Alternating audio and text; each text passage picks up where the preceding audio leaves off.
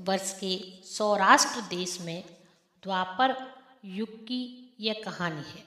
सौराष्ट्र में उस समय भद्रश्रवा नाम के राजा रहते थे। वे बहुत पराक्रमी राजा थे।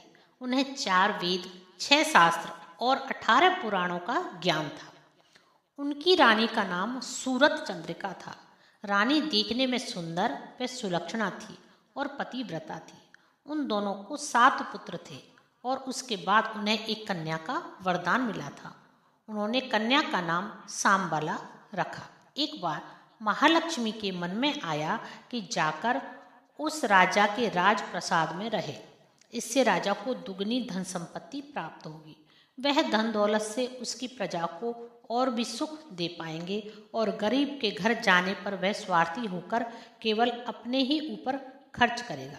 ऐसा सोचकर उन्होंने एक बूढ़ी ब्राह्मण स्त्री का रूप धारण कर हाथ में लाठी लेकर रानी के द्वार तक पहुंची।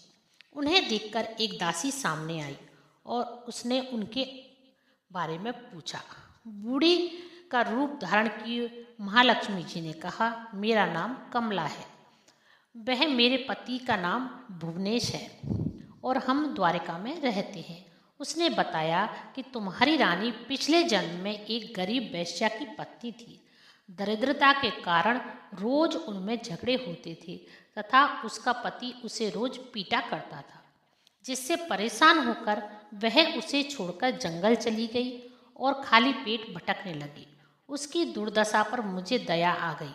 तब मैंने उसे सुख संपत्ति देने वाली श्री महालक्ष्मी जी की कथा सुनाई थी और मेरे कहने पर उसने उनका व्रत किया, जिनसे देवी ने प्रसन्न होकर उसे गरीबी दूर करने का आशीर्वाद दिया, जिस कारण उसका घर दौलत व संपत्ति से भर गया। बाद में पति पत्नी परलोक सिधारे। श्री महालक्ष्मी जी का व्रत करने के कारण वे दोनों महालक्ष्मी लोक में गए। इसी कारण उनका जन्म राजघराने में हुआ, परंतु वह माँ लक्ष्मी का व्रत करना भूल गई।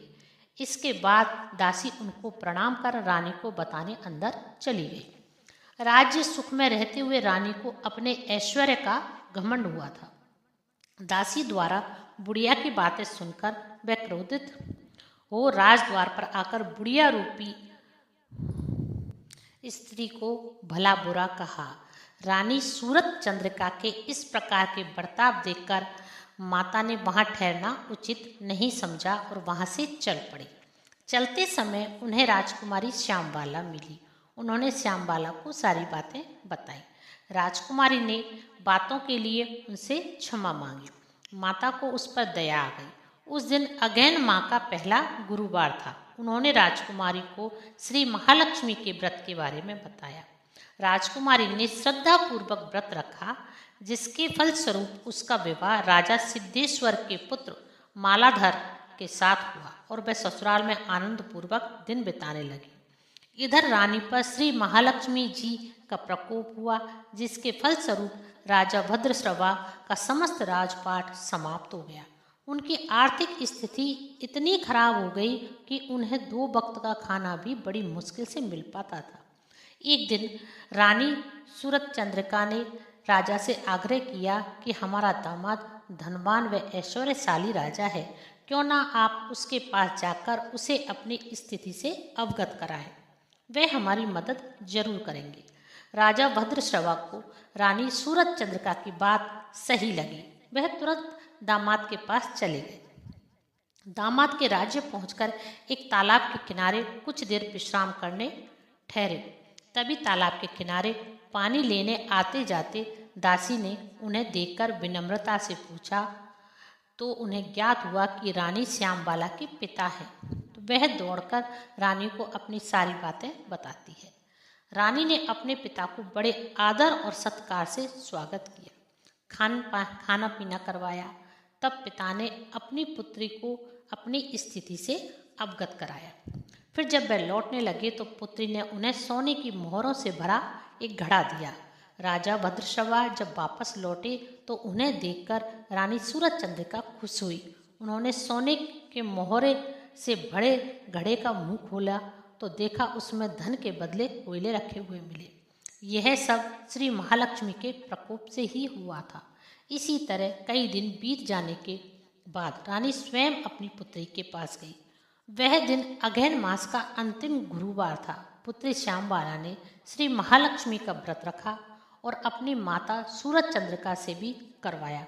दोनों ने संपूर्ण विधि विधान से पूजा की। इसके बाद रानी सूरज चंद्रिका अपनी पुत्री के यहाँ से घर लौट आई। व्रत रखने के उससे फिर से अपना राजपाट, धन दौलत व ऐश्वर्य की प्राप्ति हुई। कुछ दिनों के उपरांत उनकी पुत्री श्यामबाला अपने माता पिता के घर आई। अपनी पुत्री को घर में देखकर रानी को पुरानी बातें याद आई कि कैसे उसने घर में कोयले दिए थे। इसी परिणाम स्वरूप उसकी माता पिता के घर आने पर कोई आदर सत्कार नहीं किया, बल्कि अनादर ही किया। किंतु उसने इस बात का बुरा नहीं माना और वह अपने घर लौटते समय थोड़ा सा नमक ले लिया। और घर लौटने पर उसके पति ने पूछा कि अपने मायके से क्या लाई हो। तब उसने जवाब दिया, वहाँ का सार लाई हूँ। पति ने पूछा, इस बात का क्या मतलब है? श्यामबाला ने कहा, थोड़ा धीरज रखें, आपको शीघ्र ही ज्ञात हो जाएगा। उस दिन श्यामबाला ने सारा भोजन बगैर नमक डाले ही बनाकर परोसा। पति ने खाना चखा। सारा खाना बिना नमक का था, इसलिए स्वाद नहीं आया। फिर श्यामबाला ने थोड़ा सा नमक डाला, जिससे भोजन स्वादिष्ट लगने लगा। तभी श्यामबाला ने पति से कहा, यही है वह मायके से लाया हुआ सार।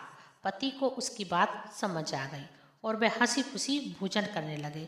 इस तरह से जो भी श्रद्धा भाव से श्री महालक्ष्मी जी का व्रत रखकर पूजा करे तो उस पर माता की कृपा होती है, उसे सुख संपत्ति व शांति की प्राप्ति होती है, सारी मनोकामनाएं पूर्ण होती है।